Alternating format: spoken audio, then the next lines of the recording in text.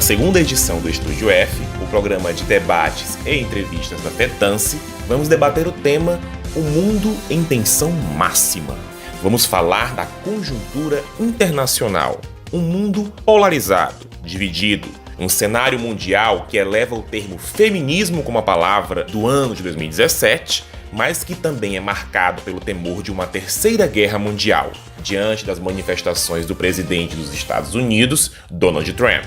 Vamos falar do crescimento da extrema-direita no mundo, do conservadorismo no Brasil, sobre as tentativas de reforma da Previdência aqui e na Argentina e sobre o crescimento das notícias falsas e o engajamento social que elas causam. Também falaremos sobre o papel da imprensa nisso tudo e a relação dos meios de comunicação com a política e a economia mundial.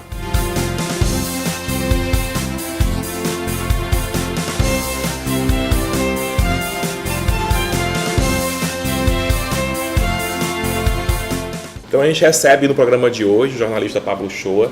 Pablo trabalha em Londres, é jornalista da BBC e está conosco aqui no Brasil. Nós aproveitamos a oportunidade para entrevistá-lo. Pablo é formado em jornalismo aqui pela USP, São Paulo, e tem publicado o livro Venezuela, A Encruzilhada de Hugo Chávez. Também tem um mestrado na Universidade de Londres, em política latino-americana. Seja bem-vindo. Obrigado pelo espaço.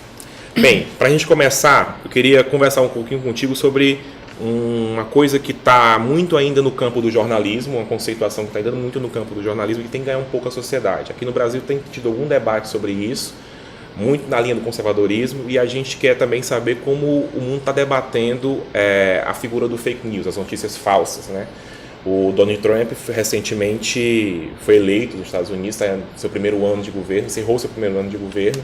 E uma das coisas que ficou muito forte para nós aqui no Brasil, que acabou repercutindo também muito no meio jornalístico, é de que o Trump teria sido eleito no episódio de vendendo falsas realidades. Eu queria que você comentasse um pouquinho para a gente como é que o mundo está enxergando isso.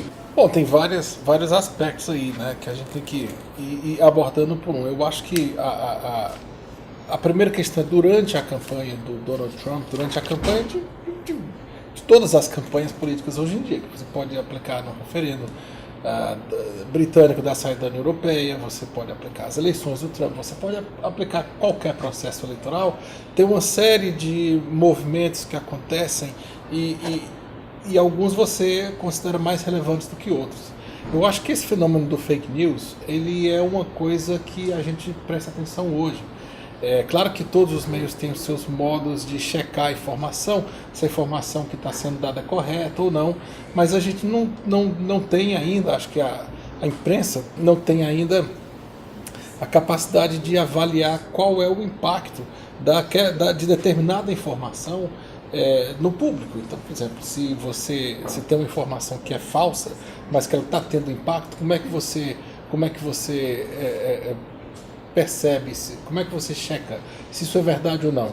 Normalmente pela pesquisa de opinião, mas pesquisa de opinião em vários países do mundo, os institutos têm realmente lutado para entender a cabeça do eleitor, porque o eleitor ele está carregado de ressentimentos, ele tem informações equivocadas, ele tem coisas que ele acredita, mas ele não quer falar para ninguém, ele tem aquele voto envergonhado. Então tem dois momentos, eu acho, que nessa discussão do fake news, que a primeira é que você não sabe enquanto o fake news está se espalhando. Eu acho que até a eleição do Trump ninguém acreditava que a notícia falsa tivesse um grande poder de mobilizar as pessoas. Acho que desde a eleição do Trump e da eleição do referendo da saída britânica, que decidiu pela saída da União Europeia, ficou mais claro que uma série de informações que não são verdade, não são necessariamente verdades, elas têm a capacidade de mobilizar o eleitor. Agora, o que é fake news? É muito difícil, porque pode ser informação falsa, mas pode ser informação que é ideológica. A gente trabalha com comunicação, a gente sabe que a informação é subjetiva, dependendo do olhar de quem observa o fato. Você vai prestar atenção em coisas diferentes e você acaba sendo influenciado pela sua própria carga subjetiva.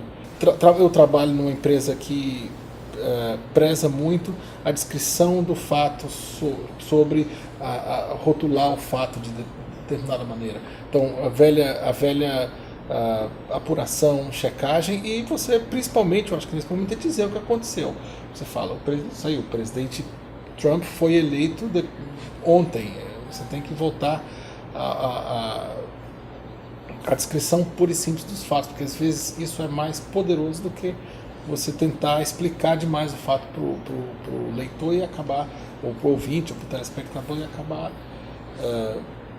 sendo carregado pelos seus próprios preconceitos. Né? Quando você fala de dizer o que está acontecendo de fato, sem trazer uma conceituação, uma adjetivação, é ao mesmo tempo comparar, por exemplo, de chamar um regime, por exemplo, e de um regime de exceção ou ditador, essas palavras que a imprensa acaba consensuando, sobretudo a cobertura ocidental, em relação a, digamos, alguns países que não estão dentro do cenário liberal que está colocado a maior parte das democracias mundiais.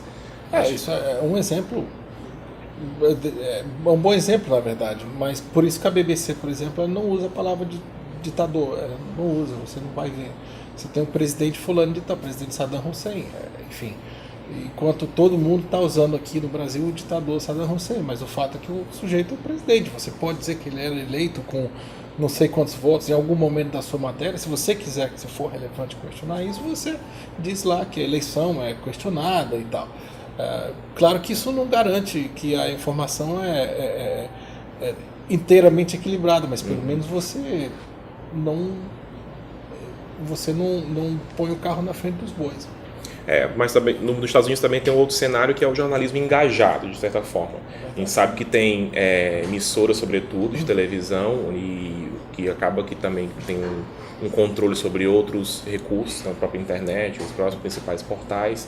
Tem a questão das emissoras que funcionam também, que são distribuídas as imagens, distribuídos os conteúdos para o mundo inteiro, que tem posicionamentos ideológicos muito claros, como, por exemplo, a Fox, né, que se colocou fortemente, quase que naquele rumo, né, que a política americana estava tomando, e de combater, inclusive, as políticas sociais do governo Obama, como o que depois veio se chamar Obamacare, né, que é a oferta de saúde para a população de baixa renda dos Estados Unidos.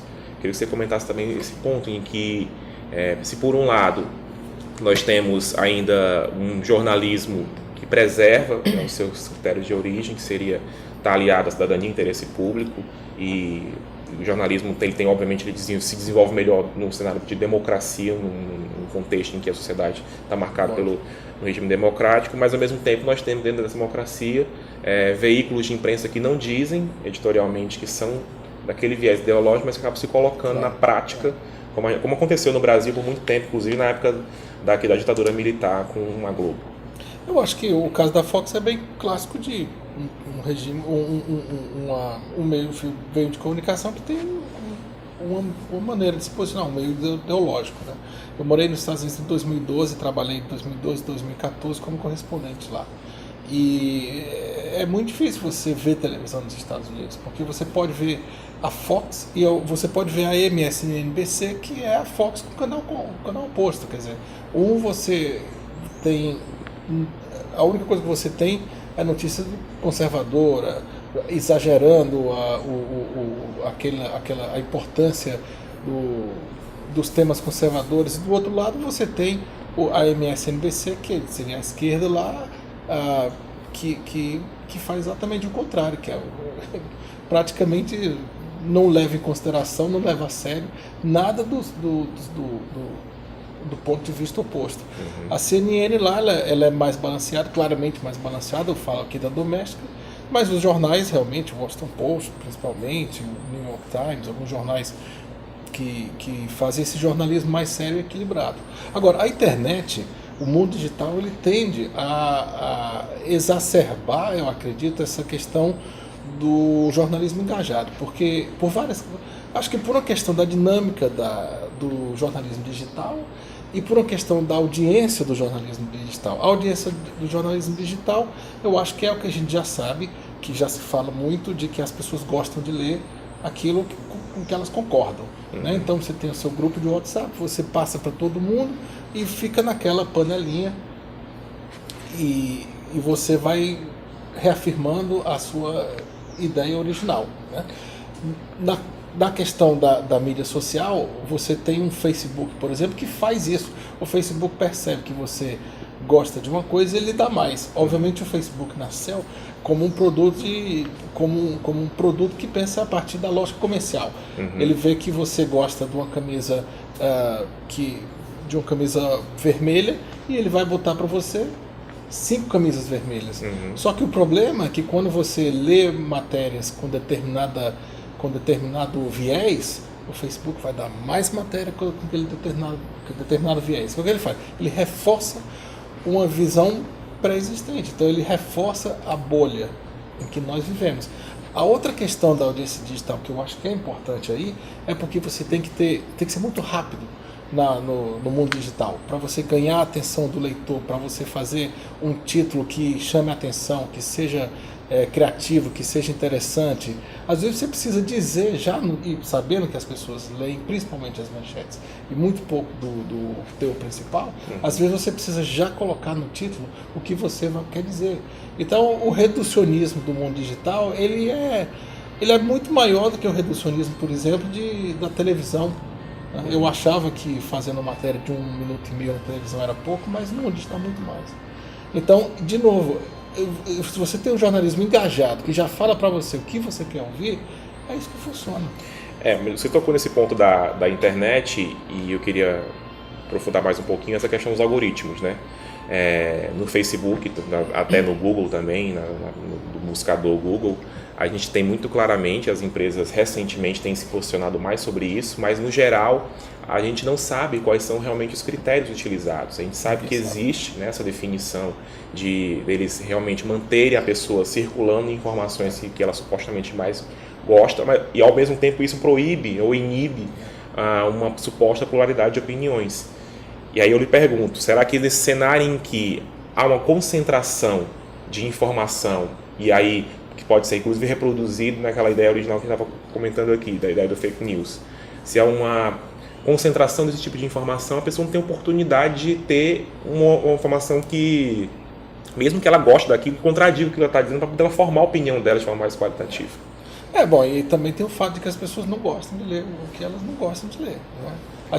Eu acho que a gente dava o jornal e você acha que o camarada lê o jornal, mas na verdade você não sabe o que ele lê, né? Você nunca teve como julgar o que ele lê ou o que o cara está assistindo na televisão. Porém, o que o mundo digital nos dá é a possibilidade de saber exatamente qual é o comportamento daquele cara na internet.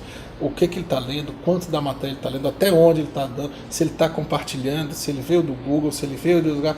Então,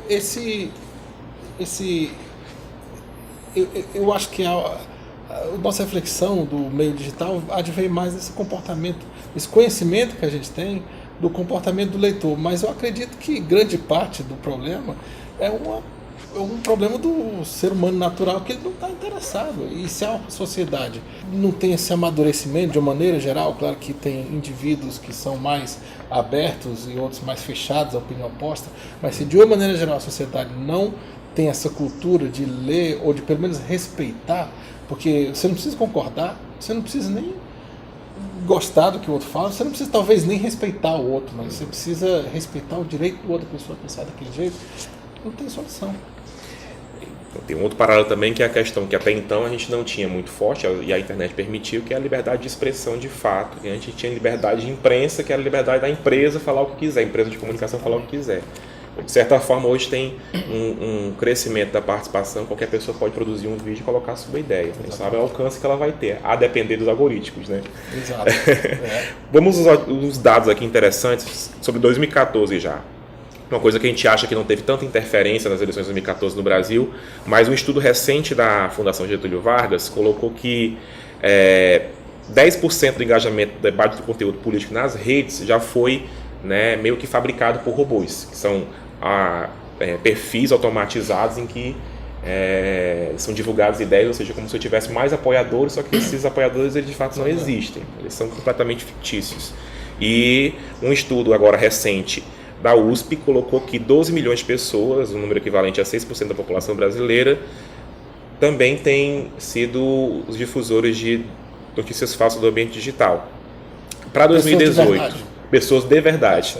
Para 2018, depois do que está acontecendo aí nos Estados Unidos, depois do que aconteceu nos Estados Unidos, isso vai se reproduzir, né?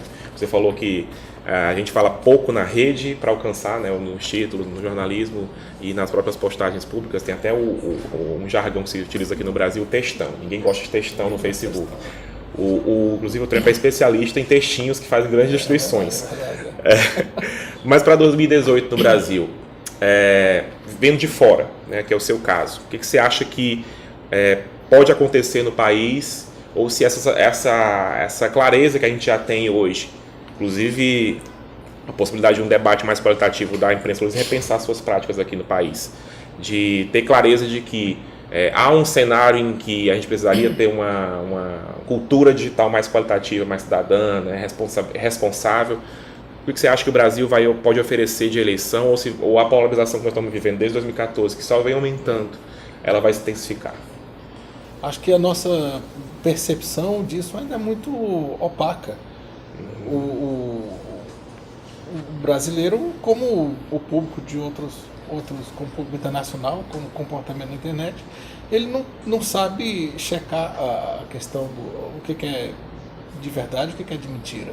É um pouco como você recebe o phishing, você vai lá com o mouse e passa na frente do link, vê se o link é de verdade ou não. O camarada precisa, em primeiro lugar, ele precisa ler a história, ele precisa ver se faz sentido, ele precisa ver se tem algum erro de português, não sei, algumas coisas de qualidade, de procedência. Algum elemento que identifique. Dá uma googlada na informação que você vai compartilhar. Na verdade, esse tema é muito importante. Eu não sei dizer se o brasileiro, eu acredito, simplesmente porque eu não vejo muito debate em relação a como se educar para deixar de espalhar fake news, mas eu acho que agora você tocou no ponto certíssimo. 2018 é a hora da gente começar a se educar para evitar espalhar o fake news, porque isso não leva a nenhum resultado positivo, né? As pessoas têm direito de votar na convicção que elas quiserem nas eleições, mas desde que seja fundamentado em coisa de verdade, né? Não mentira, boato, ou preconceito e campanha do ódio.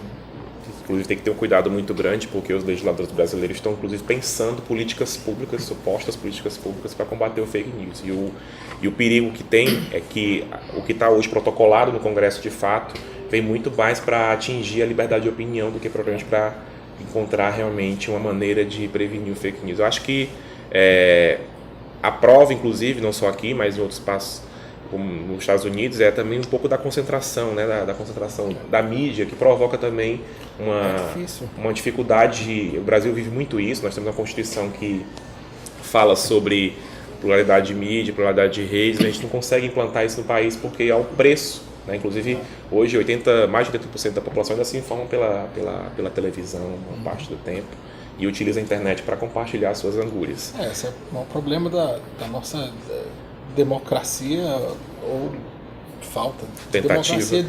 O curioso dessa questão digital é que ele nasceu como um grande recurso para minar isso. De certa maneira, ele mina muito, né? Você vê que, por exemplo, nos protestos de 2013, houve uma tentativa de diversos grupos ali de se apropriar daquele processo, né? E não foi fácil.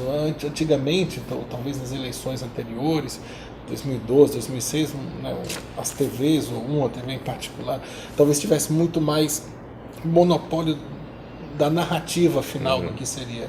Mas hoje já não tem, porque o meio digital proporciona essa possibilidade de você quebrar essa narrativa, apresentar uma coisa diferente. O que a gente está vendo agora é que os grandes grupos, o big money, né, os grandes recursos, também já perceberam que essa história de digital também é legal, porque você também pode manipular o digital se você tiver dinheiro.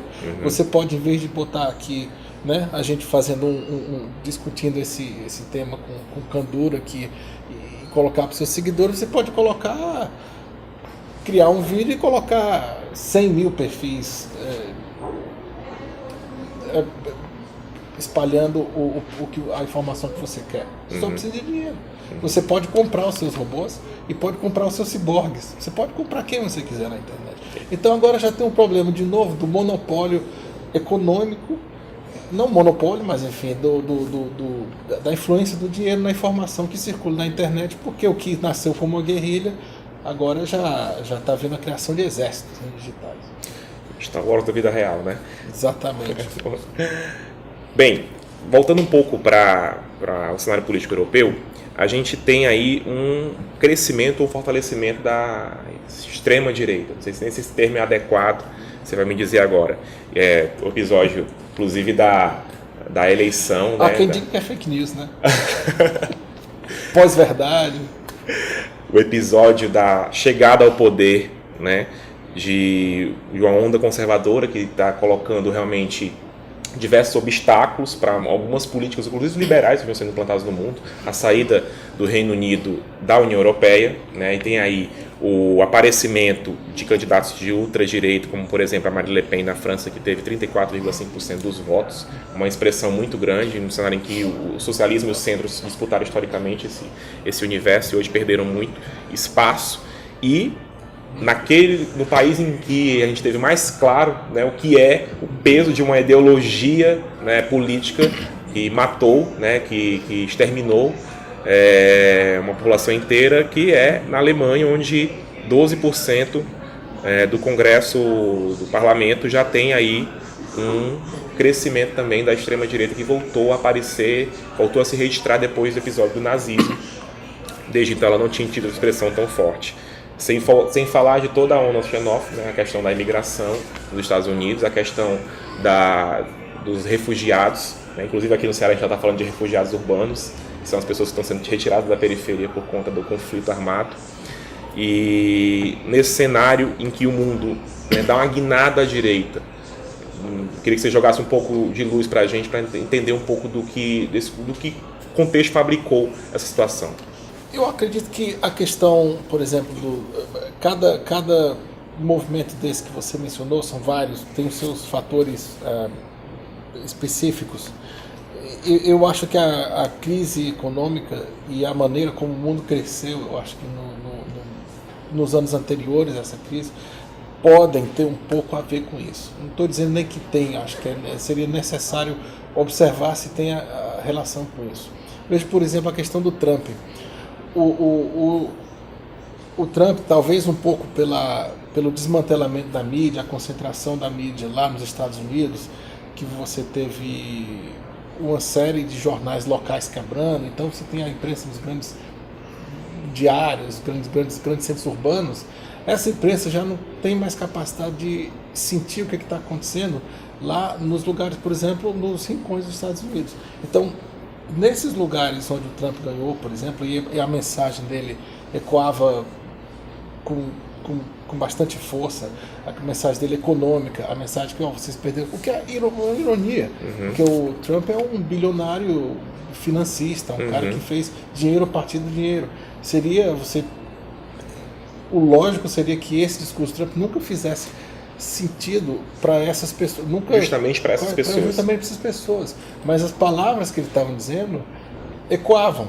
Apesar de ser ele quem estava dizendo, as palavras ecoavam. Eu acho que a gente...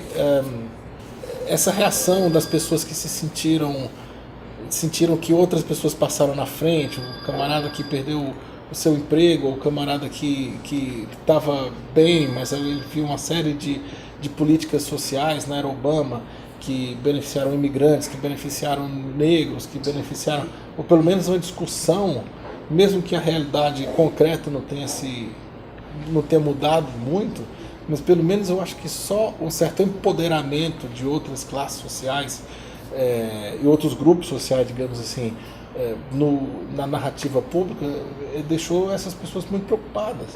E eu acredito que isso explica um pouco o que aconteceu lá nos Estados Unidos. Se você olhar, foi o que aconteceu também na Inglaterra, é o que acontece talvez na França. São as pessoas que muda o público-alvo. Você pode estar reclamando do imigrante, do refugiado, da mulher, do negro, dos gays, de quem for, das empregadas domésticas. O público-alvo muda, mas tem sempre alguém que acha que, poxa, peraí, eu não estou ganhando meu quinhão disso aqui, é alguém que está subindo. Eu imagino que tenha um pouco disso, mas E isso pode ser resultado, inclusive, da crise econômica. Falava-se muito da crise econômica de 2007, 2008, como a maior crise desde a Grande Depressão. Nós não vimos esse efeito, eu acredito. Nós não vimos um efeito modificador como a gente viu na Grande Depressão. Será que a gente ainda não está passando pela mudança? É uma coisa que eu me pergunto. Assim, não foi fabricada também, né? Porque tem muito disso. Quando você difunde uma ideia, um pouco do que a gente observa aqui. Hoje em dia, né, virou plataforma eleitoral falar mal de determinados grupos, minorias em direitos. Por exemplo, também tratar o pessoal do candomblé de forma preconceituosa, tratar os homossexuais de forma preconceituosa, reforçar o racismo que já existe no país tão forte.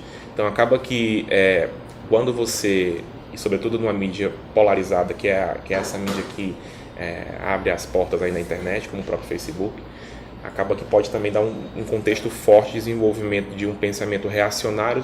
Talvez o cara nem acredite tanto naquilo, mas somente vira como uma plataforma de aparecer realmente politicamente. Também é muito difícil você dizer existe as coisas que as pessoas pensam, aí tem um momento em que as pessoas perdem a vergonha de falar certas coisas que são horrorizantes, né? E isso aqui tem até uma filósofa aqui brasileira, que é a Márcia Tiburi, que está chamando esse contexto que a gente está descrevendo aqui, onde as pessoas perdem a vergonha de tudo, de ridículo político. Então ela caracteriza que o ridículo político elege. E aí o nosso risco aqui no país é que a gente tenha, né, tem os cenários eleitorais, tem os cenários eleitorais que o Lula lidera a pesquisa se tiver na disputa. Se ele não tiver na disputa, um candidato de ultradireita, né, não tem capacidade nem de construir um discurso como o Trump, ou tem, né? A gente que não tem clareza de estar classificando o discurso dele, mas vai ver que esse é o discurso que ele vai levar para frente. Eu acredito que a nossa, se existe quer dizer, tudo funciona muito no digital, nessa questão da comunicação, e obviamente a política também é comunicação, e no jornalismo também. Se existe uma estratégia digital de convencer as pessoas através de notícia falsa ou enviesada, ou simplesmente você precisa de novos meios para saber como é que isso está influenciando a cabeça das pessoas. Eu acho que se fala hoje também um pouco de Big Data, né? Que os dados. Então, hoje em dia, você colocar um pesquisador na rua, pegar alguém, pegar o telefone e perguntar o que o senhor vai votar, a senhora vai votar, já não funciona muito bem, porque as pessoas estão confusas ou elas estão estão mentindo para a pesquisa. Mas você pode, através de dados, como por exemplo, você vai no seu Google e você pode botar lá uma busca racista, digamos assim, não sei. Afinal de contas, os brancos são superiores do que os negros? Uma coisa assim. Quando você vai entendendo, você não, o Big Data vai se você pode colocar uma pergunta no Facebook, procurar, por exemplo, uma pergunta que várias pessoas possam ter feito num determinado momento histórico. O cara pode perguntar, o Lula, né, é culpado ou pior? Quantas pessoas estão buscando essa função, essas respostas? Onde é que elas estão buscando? Que tipo de respostas estão encontrando? Você tem, através do meio digital, como entender o comportamento das pessoas. E a partir disso, para o que elas podem estar concluindo. Uhum. É um processo ainda muito inicial, porque você não tem, como as pesquisas tiveram muitos anos de uma definição de sistema, de metodológica, para você chegar a uma margem de erro, para você saber como é que a pesquisa funciona. Mas eu acho que hoje em dia, e acho que no futuro, faz mais sentido você perceber como é que a sociedade está se comportando diante de determinados... E o comportamento real. Porque às vezes você externa lá na sua página do Facebook um tipo de coisa, mas quando você vai lá no Google buscar, você, por exemplo, vou dar um exemplo aqui prático, que eu fiz essa pesquisa no Google Trends, que é a questão do aborto. A moça vai lá na rede social e se coloca contra o aborto. Mas ela mesma, se a gente for analisar né, possivelmente lá o perfil dela no privado, ela pode ser uma das pessoas que mais busca a questão do aborto e busca para descobrir como fazer. Exatamente. Então as pessoas ocultam muito isso. A gente fez recentemente essa análise e viu realmente que, ao mesmo tempo que tinha um tabu muito grande relacionado ao aborto, muito maior a procura de método de como praticá-lo. Exatamente. Então e vê o comportamento. As pessoas na sociedade se colocam contra o aborto, mas na verdade pratica na vida real. Na verdade, você colocou o exemplo perfeito, exatamente. Então você vai perguntar para as pessoas uma coisa, elas podem dizer outra coisa, como é que você elabora a política. Isso é muito difícil, mas do ponto de vista da comunicação, e para nós, para a gente entender, sem poder estar em todos os lugares, mas à medida que você tem essa base de dados, e também para quem faz política, né? Quer dizer, obviamente os partidos, os candidatos, todo mundo tem que estar de olho nisso, nesse comportamento da sociedade. Esse exemplo é perfeito. Ele falou muita coisa ruim, vamos falar de coisa boa agora. Dentro desse cenário, ao mesmo tempo que cresceu muito o conservadorismo, também ações progressistas também se difundiram no mundo. E, até para minha surpresa, uma editora americana classificou a palavra feminismo como a palavra do ano. Todo ano eles escolhem uma palavra, né? Aquela coisa bem... data comemorativa que a pessoa agora construiu. Como se tudo terminasse quando termina o ano e começasse tudo de novo. Fake news, nós estamos aqui discutindo tudo. A palavra de 2016 foi surreal, não me pergunte por quê, mas em 2017 foi feminismo e a gente sabe muito por quê. O ano abriu, 2017, com uma marcha em Washington que surpreendeu a quem não sabia o contexto dos Estados Unidos e acordou um pouco para a questão do que significava, né, um governo tão conservador e uma série de outras questões que estavam eclodindo no mundo. A gente já vinha, no ano anterior, inclusive, uma discussão muito forte das mulheres, né, de denunciar realmente o assédio. Teve aqui no Brasil, inclusive, uma campanha que falou sobre Meu Primeiro Assédio, que foi um ativismo digital onde as pessoas se uniram. E nesse contexto também, agora 2017, teve o Eu Também, né, o Me Too, onde várias personalidades mundiais, e o Trump de novo aparece aqui, aparece com 17 acusações de assédio sexuais e uma série de tantos outros, de famosos ou não, que apareceu na mídia também. E aí, queria pegar um pouco desse contexto, né, e você falou um pouco sobre os desertos de notícias que os Estados Unidos está vivendo hoje, que é o exemplo em que ele deu em que regiões do país em onde não existe mais, né, os veículos locais que poderiam difundir informações locais, regionalizadas, que pudessem fazer uma análise sobre o comportamento da região, promover inclusive a cidadania, serviços, né, sutileza, nuance, um pouco mais da visão. Um pensamento crítico, mesmo para enumerar se teve ou não resultado o Obamacare lá na cidade em que o cara vive. Então a gente vive hoje, peguei esse gancho para falar um pouco o outro lado. Se a gente falou de um crescimento da extrema-direita, como é que o pensamento progressista, eu não digo de esquerda, eu digo um pensamento que coloca realmente todo mundo na conta da sociedade, como é que esse outro lado está agindo, como é que ele está se movimentando no mundo? Queria que você fizesse uma análise a partir do seu local. Eu acho que, na verdade, a escolha da palavra feminismo é uma escolha muito feliz, né? Na verdade, é uma escolha muito feliz, porque apesar das pessoas falarem, você achar, não, mas é uma coisa que já está aí há muito tempo, ou foi uma coisa histórica, mas existe se renovou totalmente. A noção de igualdade, de que o salário tem que ser o mesmo, de que o respeito tem que ser o mesmo, e de que há uma série de questões aí envolvidas na dinâmica, que há uma questão de dinâmica, que não é só... não é só a desvantagem aberta, né, de um ontem mulher, mas tem uma série de dinâmicas que às vezes põem você numa desvantagem, né, ou que são desagradáveis. É fantástico. Acho que a sociedade finalmente evoluiu, né, nesse aspecto, para perceber que existe um outro nível nessa questão da relação entre homens e mulheres, e de gênero de uma forma geral, né? E de identidade, inclusive, até citado como isso foi um caso que aconteceu nos Estados Unidos, né? Os Estados Unidos uma sociedade nesse aspecto muito em evolução. Mesmo durante os 3 anos que eu passei lá, em termos de 5, 10 anos nos Estados Unidos, 15 anos, você tinha uma aprovação, digamos, ao casamento gay, que era minoria, e hoje em dia já é maioria. E pouco a pouco você vai vendo leis que vão passando localmente, ou de estado por estado, e você tem situações como, por exemplo, essa recentemente o Trump, o Obama havia permitido que pessoas transgênero servissem no exército. O Trump foi e cancelou essa lei, mas por causa do escândalo que foi, ele teve que recuar. Um cara como o Trump, né, que vem com toda a agenda dele. Então, existe de fato um certo otimismo nesse aspecto, né, de gênero.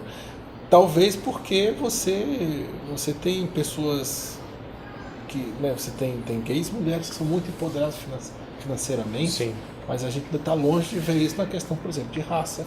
Exatamente, é um ponto que eu ia tocar. A gente teve um pequeno aceno, eu acredito pequeno, por mais que todo mundo avalie como foi um grande passo, mas um pequeno aceno que foi a questão do Oscar, né, que por críticas históricas e contundentes, o anterior, 2016, a premiação anterior, no 2016 eles passaram a premiar e foi concluído agora esse processo meio que fortalecido ainda mais em 2017, premiar obras e artistas e produtores e diretores negros, né, dentro das premiações que aconteciam no Oscar, que foi um movimento muito impulsionado também por esse pessoal que está lá, né, no campo, digamos assim, que está no alto escalão do capitalismo, tá nas grandes obras. Você vê uma obra como Moonlight, que fala da questão da homoafetividade, mas também não é uma produção aqui da esquina de 10 mil reais. É uma grande produção de um grande, mesmo com um orçamento menor do que um Star Wars, mas é uma grande produção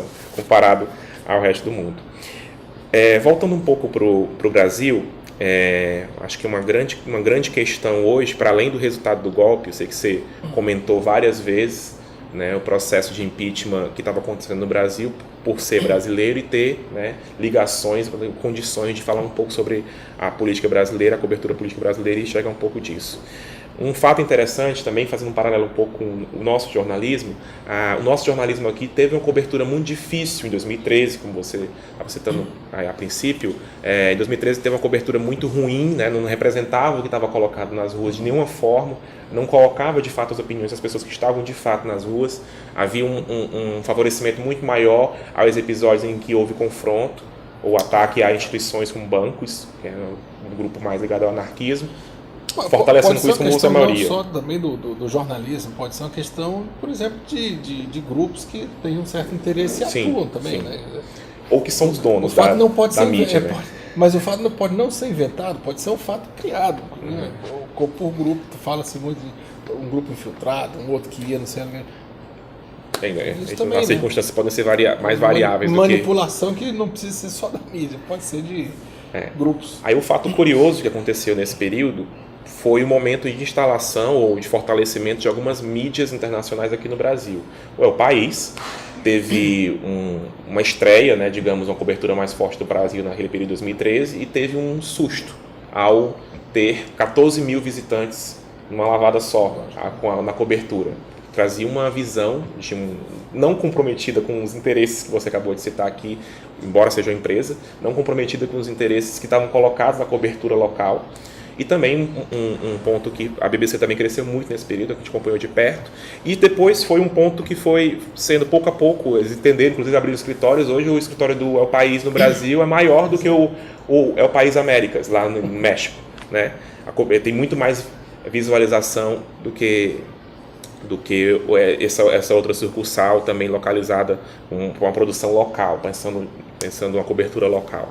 Então, em cima disso, eu queria que você falasse um pouco a cobertura, como é que a mídia nacional está avaliando esse contexto brasileiro, mas queria focar num último ponto, que é a questão do Lula. O Lula, principal liderança da América Latina em algum momento da história, que hoje está sendo, né, descaracterizada por uma série de processos que correm aqui no Brasil. São pelo menos 3 processos que ele responde aqui no Brasil. Tem um julgamento próximo agora, no dia 24 de fevereiro, já na segunda instância, onde ele pode ser condenado. Ele foi condenado em primeira instância pelo famoso já juiz Sérgio Moro, dentro do processo aí da Lava Jato. Queria que você colocasse um pouco para a gente como o mundo está enxergando esse Brasil que foi né, teve um apogeu aí, meio inclusive a crise internacional do capitalismo, e agora sofre, né, com um contexto de crise institucional mais profundo até do que a crise econômica. Tem várias instituições envolvidas aí nessa questão do Lula, né, que vão além do Moro, que vão além do Gilmar Mendes, das figuras que são mais polêmicas e mais envolvidas aí nessa questão. Eu acredito que a imprensa internacional expõe, ao expor a crítica ao processo, também não o desqualifica, porque não se sente no lugar de fazer isso. Né? É um pouco complicado, as coisas no Brasil são feitas de uma maneira bastante... Quer dizer, existem instituições que vão trabalhando e elas vão... Você pode dizer que em acordo, um grande acordo, um grande golpe, ou não, ou simplesmente são as instituições trabalhando, mas há uma validação institucional que vai acontecendo, e para a imprensa internacional desqualificar esse processo é muito difícil, e também não seria justo, porque você não pode fazer isso, né? Existem instituições naquele país que você tem que respeitar essas instituições. Agora, eu acho que há uma grande crítica. É muito difícil para a imprensa internacional cobrir esse processo, desde o impeachment, por exemplo. Mas eu acredito que quando foi necessário fazer críticas, as pessoas fizeram, né? Sobretudo porque saiu em tudo que é lugar, que a Dilma, que os crimes da Dilma são crimes, são crimes ou não são crimes, né? E no caso do Lula, são provas. As pessoas que votaram na Dilma, todas cometendo crimes e são provados. E agora, essa questão do Lula, eu acho que as pessoas, a imprensa internacional coloca essa questão exatamente disso, são provas, né? Mas as instituições foram validando. É muito difícil para a imprensa internacional dizer que não é, né? Porque você também não é juiz, você é imprensa. Você tem que reportar o que está acontecendo. Nesse aspecto, voltando ao básico, você tem que reportar o que o Lula está dizendo, o que está dizendo o juiz, o corte de apelação, o que as pessoas pensam. Tem muito aqui. Até é importante dizer para o nosso espectador, né, que não foi obrigado a fazer um curso de jornalismo. A gente aprende na faculdade que a gente tem que reportar de fato os fatos e ser fiel aos fatos e ao mais plural que possa ser essa realidade, que ela tem inclusive mais do que dois lados. Mas nesse exemplo... Tem que descrever, né? Você tem que descrever o fato, evitando o rótulo. É muito difícil, você está falando aqui com um cara que trabalha numa instituição que preza isso. Eu sei que a subjetividade e imparcialidade são coisas que a gente pode discutir no jornalismo, mas a BBC é uma instituição que ainda se prende a esse tipo de conceito. Outras organizações são muito mais engajadas. Se você tiver aqui um camarada da Al Jazeera, ele vai ter um outro do Guardian, ele vai ter uma outra conversa. Né? Inclusive, ou do Financial Times ou do Wall Street Journal. Inclusive, são dois outros veículos que têm atuado muito na cobertura brasileira, Al Jazeera e o The Guardian. Inclusive, a Al Jazeera fez recentemente uma reportagem que trazia de novo esses elementos. Fez uma reportagem tipo o Globo Repórter deles, Exato. Onde aprofundava um pouco os elementos da composição midiática brasileira, como se fosse a atualização do clássico, muito além do Cidadão Kane, que a BBC produziu na década de 90, que é hoje o principal case sobre estudos sobre telejornalismo ou comunicação televisiva ainda hoje no país. Além do livro Daniel Hertz, que é a História Secreta da Rede Globo. O Brasil, acho que se beneficiou muito da questão da Copa nesse aspecto. Da Copa e da Olimpíada, em termos de a projeção que deu. As pessoas vieram muito para o Brasil, a imprensa, eu falo agora, né, e veio conhecer. Você tem que mandar jornalista para cobrir, não só a Copa, mas cobrir a realidade do país. Obviamente também tem a projeção do Brasil durante esse período da era Lula, né, como um ator no cenário internacional, que também foi importante. Mas eu acho que o fato também de ter a Copa e a Olimpíada, que trouxe esses holofotes para dentro. Você tinha que ter jornalista fisicamente presente aqui para ver esse país. Eu acho que o Brasil deixou de ser um país que é enxergado como um país, que maravilha, samba, sol e carnaval. Não é. Agora, também não quer dizer que a imagem melhorou em termos de... Não, agora eu acho que as pessoas elas veem também que tem várias mazelas, mas tem muita coisa interessante. Porque é um país muito complexo. É um país que, como dizia Tom Jobim, né, não é para principiantes. Mas eu acho que hoje em dia, então tem um interesse nessa política brasileira que não havia, e há uma compreensão da política brasileira que não havia. Eu não consigo ver um documentário desse sendo feito ou se não fosse por alguém alternativo nos anos 70, um francês. Hoje em dia assim, as pessoas, você tem que cobrir o Brasil. Agora, também tem um grande fluxo de informação saindo do Brasil e há muito mais interesse sobre o Brasil no exterior e muita gente, né, tem que confiar nas agências internacionais, na imprensa local. Ninguém entende sobre todos os países ao mesmo tempo. Então, de novo, tem umas instituições, tem um juizado, tem um juiz, aquilo aconteceu, a maioria da imprensa vai reportar aquilo. Eu acho que também pode acreditar também um pouco desse processo também os brasileiros, que foram muito contactados nesse período. O Brasil também, por uma característica de crescimento econômico, oportunizou que mais brasileiros pudessem conhecer outras partes do mundo. Teve projetos, inclusive, de incentivo à educação no exterior, onde pessoas, inclusive, de classe média ou abaixo da classe média puderam acessar esse intercâmbio, né, de conhecimento e conseguiram e podem, inclusive, produzir dentro dessas academias internacionais um processo de pensamento do Brasil fora do Brasil, que foi um pouco do que o sentimento do brasileiro em relação a esses veículos que se popularizaram um pouco mais no nosso país, mesmo sendo produções internacionais que acabaram que tiveram que abrir mais o seu conteúdo em português do Brasil. E mais gente do próprio Brasil que influencia a compreensão do Brasil lá fora, como a BBC Brasil no Brasil, como as pessoas que são brasileiras, que trabalham em outros lugares, né? E que estão lá. Isso cria a percepção de um país sem um estereótipo, é um país cheio de nuances. Pegando ainda o gancho da imprensa, o gancho do jornalismo, a gente está vivendo no Brasil a discussão e as idas e vindas das tentativas de implantação da reforma da Previdência. A reforma trabalhista já vigora desde o dia 11 de novembro de 2017, tem efeitos claros, efeitos inclusive que, por mais que houvesse uma propaganda, né, quase ideológica em torno da reforma da trabalhista da Previdência aqui, as grandes corporações de mídia não puderam esconder os resultados nefastos que teve a reforma trabalhista, como o ápice de demissões em massa. Uma universidade privada, talvez um dos principais grupos de universidade privada do Brasil, demitiu 1.200 pessoas numa canetada só no país, e um número de desemprego saltou no mês em que foi validada a reforma trabalhista, e isso gerou um impacto social. Se a população ainda não tinha compreendido qual era o impacto da reforma trabalhista, que não tinha muita clareza, as informações que chegavam até ela, ficou entendendo a partir dali. E, ao mesmo tempo, a imprensa colaborou muito por uma cobertura não equilibrada da reforma da Previdência. Inclusive, teve estudos aqui de universidades, próprio The Intercept, que é um veículo de comunicação montado aqui pelo Glenn, né? Glenn, não sei falar sobre o nome dele, Glenn Greenwald. Ele tem ajudado muito nessa contranarrativa, né, da imprensa brasileira, fazendo imprensa brasileira agora, e fizeram um estudo, né, comparando o percentual, né, de colocações positivas da reforma da Previdência nos principais veículos informativos do país.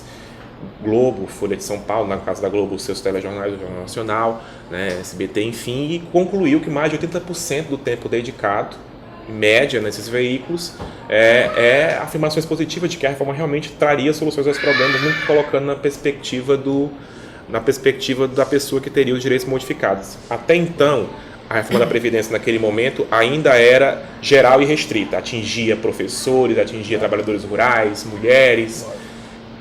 Houve um recuo por uma reação mesmo na política, uma pressão na política da sociedade, onde os parlamentares não tinham condições mais de oferecer aquilo, porque sabiam, por exemplo, que os trabalhadores rurais, e a gente sabe que há uma consciência de que a aposentadoria hoje é a principal fonte de renda dos pequenos municípios brasileiros, ou a maioria dos municípios brasileiros, teve um recuo. Mas mesmo assim a gente vive hoje no Brasil essa perspectiva de que, por mais que a gente consiga avançar um pouquinho, há sempre um discurso majoritário que vai desdizer aquilo que a gente está colocando, muito reforçado pela imprensa. Chegou ao ponto das manifestações recentes que teve na Argentina, né, criticar inclusive a falta de protagonismo, ou a suposta falta de protagonismo do brasileiro na reação à sua reforma da Previdência. Obviamente não foi suficiente a reação popular na Argentina, um congresso muito menor, né, e foi aprovado lá por 128 votos a 116, quase empatado, a reforma da Previdência na Argentina, e cunharam lá uma frase: aqui não é o Brasil. Eu queria que a gente avaliasse um pouquinho sobre essa posição um pouco do brasileiro, historicamente um tanto refém das suas instituições e dos seus políticos. Olha, uma coisa que acho que é preciso fazer é olhar esse resultado de 2013, né? Porque foi a primeira vez que você teve uma série de manifestações, não a primeira vez, mas a primeira vez em bastante tempo, né? Que o brasileiro saiu às ruas com um monte de coisa. Claro que havia o governo nesse aspecto respondeu, né? O governo da Dilma, e teve uma série de projetos de lei que não foram só do governo, mas também do Congresso, né? Algumas coisas morreram na praia, outras coisas não viraram lei, outras coisas não viraram lei como ia ser, mas foram incorporadas, enfim. Talvez esse tenha sido um episódio interessante para a gente saber se isso é verdade ou não. Agora, depois que houve a mudança de governo, ninguém sai mais na rua, não se usa mais panela, não acontece mais nada. Meio que como se aquele discurso talvez que vigorou nas ruas, num campo que apoiou o impeachment, tivesse essa pauta. A gente até sabe que nem todo mundo teve, porque até para a classe média, que depois as pesquisas disseram que a maior parte do grupo que foi às ruas naquele período, vestindo verde e amarelo, com latas, com pessoas nuas, fazendo pequenos carnavais fora de época, convocada pelos veículos de comunicação. Depois houve uma avaliação de que um dos públicos mais prejudicados foram realmente aquelas pessoas que foram às ruas. Não foi o alto empresariado, que também estava lá nas suas sacadas, enfim, na Paulista e tal. Então, pode também ser uma outra reação, né? Como se eu fiz um luto, né? Eu fiz uma besteira, estou querendo entender um pouco do que ficou de resultado para mim. Essa questão da Previdência que você fala é muito difícil. A compreensão, as pessoas compreenderem o que é e como vão. É uma reforma complexa e o que chega para as pessoas é um box, né? O que vai mudar na sua vida. Então as pessoas também não entendem. E acho que tem uma coisa que falta nessa discussão sobre a Previdência, o que é o nosso conceito de país. Afinal de contas, você está olhando o que entra e sai da aposentadoria, você quer contar o benefício, você está contando a aposentadoria especial. Será que essa questão da aposentadoria especial, onde, aliás, a maior reforma foi feita durante o governo Lula, né?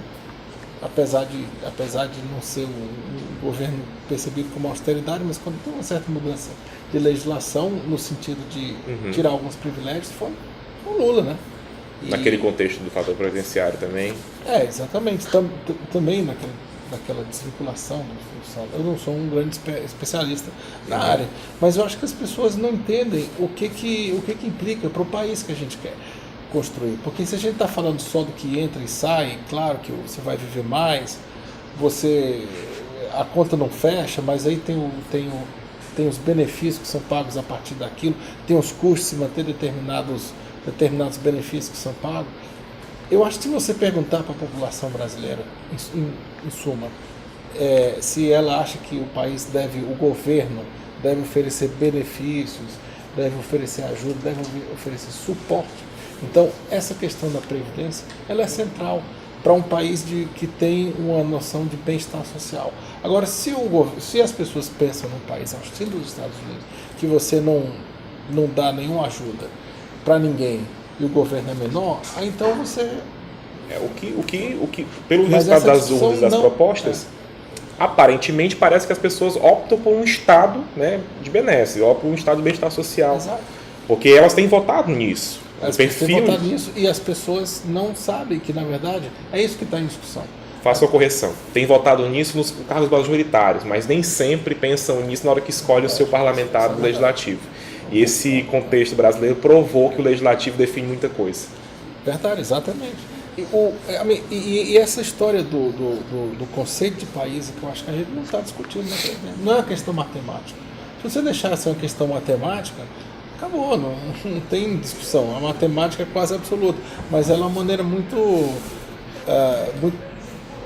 restrita de ver as coisas. Bem, o tempo voou. Queria agradecer aqui a presença do Pablo no Estúdio F. Nos ajudou muito a compreender um pouco do que se pensa sobre o Brasil no mundo, um pouco desse cenário caótico que o mundo está vivendo. É realmente um mundo que depende muito de quem tem um botão maior, né, hoje. Eu espero que nenhum dos botões sejam apertados e a gente consiga debater um pouquinho mais e melhorar um pouco esse nível de pensamento e crescer um pouco também na perspectiva de sair dessa crise, essa crise de pensamento, essa crise de ideias fragmentadas, com a perspectiva realmente de crescer um pouco mais na crítica, na cidadania e fortalecendo processos de comunicação como esse que possam oportunizar para as pessoas um debate qualitativo sobre a realidade, sobre os fatos, né? Já que o cenário é de fake news. Então, obrigado, Pablo, pela participação hoje conosco. E você pode continuar acompanhando o Estúdio F nas nossas mídias sociais, assistir a qualquer momento no Fetance Play. E ao utilizar a hashtag Estúdio F, o jogo da velha, Estúdio F, você pode comentar também, deixar um recado aqui para nós e também sugerir temáticas que nós trabalharmos nos próximos programas. Obrigado e até logo!